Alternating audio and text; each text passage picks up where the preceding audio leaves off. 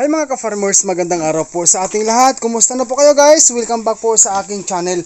So ang topic natin ngayon sa video na ito ay gusto ko lang pong ibahagi sa inyo ang mixing or advanced mixing po na ginawa ko sa aking mga baboy na ito, itong third parity. So guys, magpapatuloy po tayo pagkatapos po ng intro.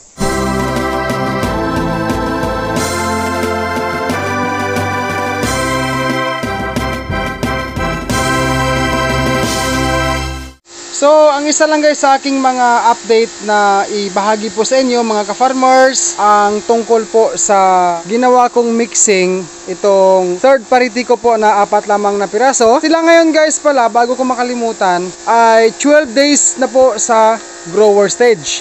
Sa grower stage na yan guys, inaluan ko pa rin sila ng starter, no? Hindi ko po winala ang starter feeds. Isa po yan sa mga desisyon ko sa aking sarili na naghalo pa rin si Dodong ng starter feeds sa panahon ng grower stage. And then, kagabi lamang po ay ang mixing na ginawa ko. Naghalo po ako bumili po ako ng isang sako na grower feeds, isang sako na starter feeds, then 2 sako na tahop sa mais or ang ipa ng mais. Tapos, bumili rin po ako ng 25 kilos na corn bran. Kalahating sako na corn bran or 25 kilos. Tapos guys, dahil sa ratio ng ginawa ko, yung regarding po sa King's Vita Plus Animal Feed Supplement, ang bawat isang pack niyan ay hinahalo po sa 50 kilos na feeds, mixing man o hindi, basta 50 kilos. I mean, every 50 kilograms na feeds, mixed man o pure feeds, ay tutumbasan ng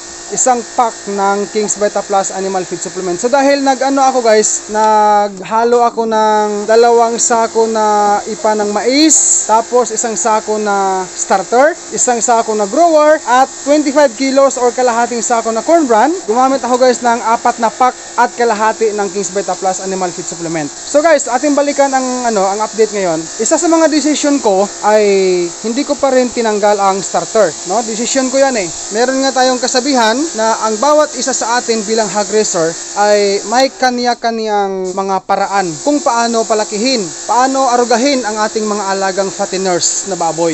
So dito guys, katabi po sa area ni Mother Pig ko, dito ko muna pansamantalang nilalagay ang mga feeds na aking nahalo kagabi. So ito po ay 3 sacks, 1, 2, 3. Yung iba guys, puntahan natin mamaya sa unahan. So dito guys, ito na po ang resulta po sa ginawa kong paghalo kagabi, no? Alam niyo po guys, inabot ako ng alas 10 ng gabi kagabi pag halo ko kasi pinuyatan ko talaga. Mga alas 11 na siguro, malapit yun eh. Kasi gusto ko matapos ang trabaho ko para ngayong araw is iba naman ang mga jurisdiction na aking gagawin. Ayan guys, no? Okay, so ulitin ko lang, ito po ay isa sa mga desisyon ko sa mixing. Puntahan natin guys ang iba pang lagayan ko sa feeds. Ito naman guys ang nasa baldi, no? Nakabukod ang lagayan dito kasi masikip yung area ko sa aking bubuyan, kaya ito na guys, nakabukod po ito. Okay, ayan guys, binigyan ko sila ng kanila pong merienda. Time check ngayon guys ay alas 3 po ng hapon, alas 3 in punto I mean. So dry feeds yan, kaya kailangan po nating basahin sa tubig, no, para magkaroon po ng sabaw.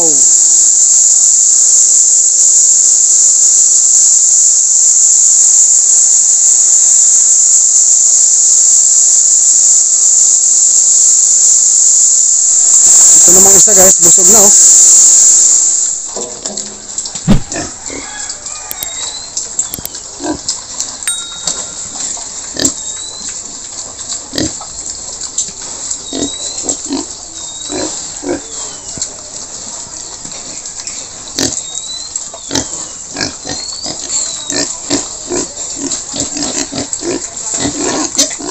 Before we end this video, ang mixing ko po ngayon sa third parity na ito ay 1 sack grower, 50 kilos, 1 sack starter, 50 kilos also, 2 sacks corn bran, 100 kilos dahil 50 kilos po per sack, half sack corn grits, 25 kilos, ang total po ay 225 kilograms. Sa grower stage nila ngayon, 2 kilos per head per day ang feeding ko sa kanila, times 4 heads or 4 fatteners is equal to 8 kilograms per day sa 4 sila.